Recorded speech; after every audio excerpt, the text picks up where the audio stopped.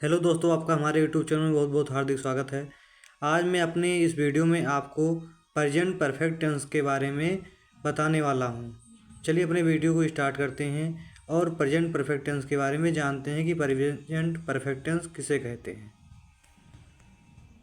सबसे पहले present perfect tense की पहचान हम सीखेंगे। अगर किसी भी वाक्य के अंत में हमारा चुका है, चुकी हैं, चुके हैं, चुका हूँ या लिया है, दिया है, ली है, दी है, की है आदि का प्रयोग हो रहा है तो आप जान जाओगे वो हमारा प्रेजेंट परफेक्ट टेंस है। जैसे मैं भोजन पका चुका हूँ, राम घूम चुका है, सीता आ गई है, लोग घूम लिए हैं, मैंने किताब ली है। इसका मतलब ये होता है कि मेरा कार्य समाप्त हो चुका है, राम घूम चुका है। मतलब क्या हुआ कि राम घूम चुका है, राम का कार्य समाप्त हो चुका है। सीता आ गई मतलब सीता आ रही थी, सीता पहुंच चुकी है मतलब उसका कार्य समाप्त हो गया। लोग घूम लिए हैं, लोग घूम लिए हुए हैं, इसका मतलब ये हुआ कि लोगों का काम समाप्त हो गया घूमना और उन्होंने घूम लिया है। मैंने किताब ली है, कह सकते हैं मैंने किताब ली है, मेरा कार्य समाप्त हो गया, मैंने किताब ले ली है। इतना क्लियर? आपको पता होना चाहिए किसी भी मुख्य क्रिया मेन वर्ब के साथ चुका है, चुकी हैं, चुके हैं या चुका हूँ, लिया है, दिया है, ली है, दी है, की है आदि का प्रयोग हो रहा है तो आप इसको देख के जान जाओगे ये हमारा प्रेजेंट परफेक्ट टेंस है। इतना क्लियर? जैसे राम घूम चुका है, सीता आ गई है, लोग घूम लिए हैं, मैंने किताब ली है, मैं पढ़ा चुका हूँ, मेरा कार्य समाप्त हो चुका है। इतना क्लियर? अब इसके बाद हमारा अफर्मेटिव सेंटेंस स्टार्ट होगा। अफर्मेटिव सेंटेंस की हिंदी होती है साधारण वाक्य या सकारात्मक वाक्य। दोनों में से एक हम कह सकते हैं साधारण वाक्य या सकारात्मक वाक्य। इतना क्लियर?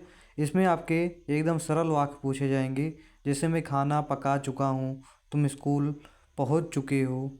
ठीक ऐसे ही कह सकते हैं, नॉर्मल क्वेश्चन रहेंगे। तो ऐसे ही इसका रूल देख लीजिए। सबसे पहले क्या है सब्जेक्ट, फिर क्या है हमारा plus has have plus verb का थर्ड फॉर्म, फिर ऑब्जेक्ट, फिर अदर वर्ड होगा। इतना क्लियर?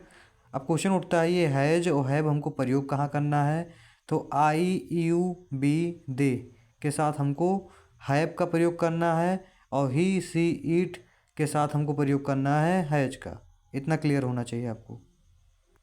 और इसके बाद हम सीखेंगे कि थर्ड पर्सन के साथ सिंगुलर के साथ आपको हैज लगाना है और बाकी सभी के साथ आपको हैव लगाना है। वो तो मैं पहले ही बता चुका हूँ कि ही सी इट नेम दिस के साथ आपको हैज लगाना है और आई यू वी दी के साथ सभी के साथ आपको हैव लगाना है। इतना क्लियर होना चाहिए आपको। से हम एग्जाम्पल देख सकते हैं, राम स्कूल जा चुका है तो इसका ट्रांसलेशन हम बनाएंगे Ram has gone to school. इतना क्लियर? और मैं आपको पहले कि राम के साथ आपको सहायक क्रिया क्या है नाम, तो हैज लगाएंगे, फिर थर्ड फॉर्म का उपयोग करेंगे गॉन, फिर क्या हो जाएगा इसके आगे गॉन टू स्कूल। दूसरा एग्जाम्पल देखेंगे, जैसे मैंने खेल लिया है, इसका अनुवाद बनाएंगे आई है प्लेड। मतलब आई के साथ हैव लगाएंगे और वर्ब का थर्ड फॉर्म लगाएंगे प्लेड। इतना क्लियर? मैंने खेल लिया है, आई है प्लेड।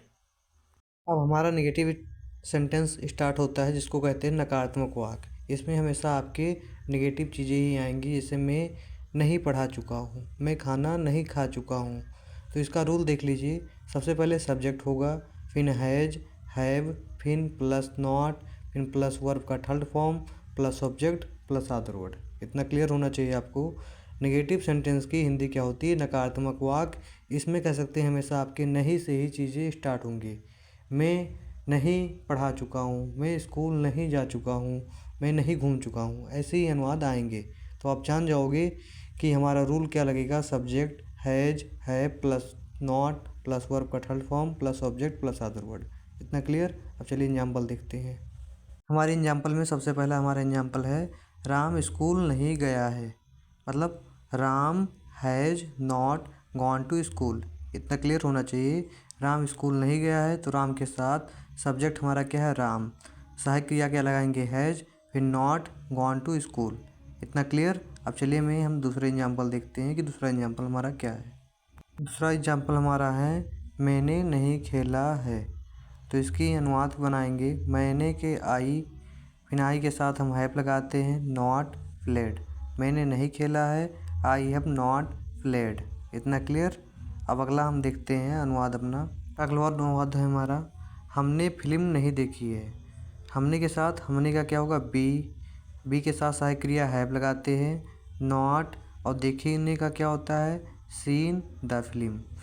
हमने फिल्म नहीं देखी है, we have not seen the film. इतना क्लियर। अब अगला हम टेंस पढ़ेंगे, इंट्रोगेटिव सिंगल सेंटेंस और इंट्रोगेटिव डबल सेंटेंस। दोनों को दोनों हम साथ में पढ़ेंगे, इसलिए वीडियो को देखना, तभी आपको समझ में आएगा। इंट्रोगेटिव सेंटेंस में ही इंट्रोगेटिव सिंगल और इंट्रोगेटिव डबल दोनों का साथ में पढ़ लेंगे, जिससे आपका बेसिक क्लियर हो जाए। चलिए स्टार्ट करते हैं। सबसे पहले हम इंट्रोगेटिव सेंटेंस का रूल सीखेंगे। देखेंगे सबसे पहले लिखा हुआ है WH मतलब क्वेश्चन वर्ड। आपका क्वेश्चन वर्ड सबसे पहले आएगा, फिर have plus subject plus not plus हमारा आएगा वर्ब का थर्ड फॉर्म प्लस ऑब्जेक्ट फिर plus other word plus question mark लगाना बिल्कुल नहीं भूलना, क्योंकि क्वेश्चन मार्क इसमें सबसे ज़्यादा इंपॉर्टेंट होते हैं हमारे। आपको इंट्रोगेटिव कह सकते हैं सिंगल में जो क्या से क्वेश्चन किए जाएंगे, जैसे क्या तुम पढ़ा चुके हो, क्या तुम घूम चुके हो, उसका अनुवाद आप हैव से करोगे। अगर आपके इंट्रोगेटिव डबल सेंटेंस में बीच में क्या कब कैसे आ रहे हैं, तो उसको सहायक क्रिया से उसका अनुवाद ना करके आप व्हाट, हैज कह सकते हैं, व्हाट, हाउ, वेयर, इन सब से प्रयोग करोगे। ठीक है, चलिए देखते हैं अगला। चलिए हम अपना एग्जाम्पल देखते हैं। हमारा एग्जाम्पल है, क्या आपने देखा है।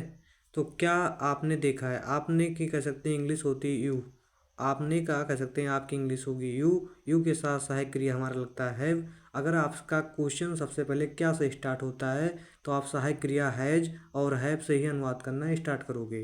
तो क्या आपने देखा है, तो आपके साथ आप हैव लगाते हो, फिर हमारा आता है सब्जेक्ट, तो हम यू लगाए, और देखने का क्या होता है सीन, क्वेश्चन मार्क लगा के इसको ख़त्म कर देंगे। चलिए अगला एग्जाम्पल देखते हैं। हमारा अगला एग्जाम्पल है, आपने क्या देखा है। आपका इंट्रोगेटिव डबल सेंटेंस का है। अगर बीच में क्या आ रहा है, तो उसका अनुवाद आप व्हाट से करोगे, व्हाट हैव यू सीन। इतना क्लियर, एकदम पुराने जैसा ही रहेगा, बस इसमें अगर बीच में क्या आ रहा है, तो उसकी इंग्लिश आप व्हाट से स्टार्ट करोगे, व्हाट हैव यू सीन। इतना क्लियर। अब अगला एग्जाम्पल देखते हैं। हमारा अगला एग्जाम्पल है, राम स्कूल क्यों नहीं गया। तो राम स्कूल क्यों नहीं गया, तो ये इंट्रोगेटिव डबल सेंटेंस का है। सबसे पहले हम क्वेश्चन वर्ड का अनुवाद करेंगे। यहाँ पे क्यों हमारा क्वेश्चन वर्ड है, तो क्यों की इंग्लिश वाई होगी, फिर हमारा सहायक क्रिया हैज, फिर क्या होगा राम, फिर नॉट गॉन टू स्कूल। इतना क्लियर। आपको कह सकते हैं सबसे पहले क्वेश्चन वर्ड का एग्जाम्पल करना रहेगा, फिर सहायक क्रिया, फिर सब्जेक्ट, फिर हमारा नॉट आएगा, फिर कह सकते हैं वर्ब का थर्ड फॉर्म, फिर ऑब्जेक्ट, फिर अदर वर्ड, क्वेश्चन मार्क लगाना नहीं भूलना। जय हिंद, जय भारत। हमारा वीडियो आपको कैसा लगा, आप कमेंट करके बताइए। धन्यवाद।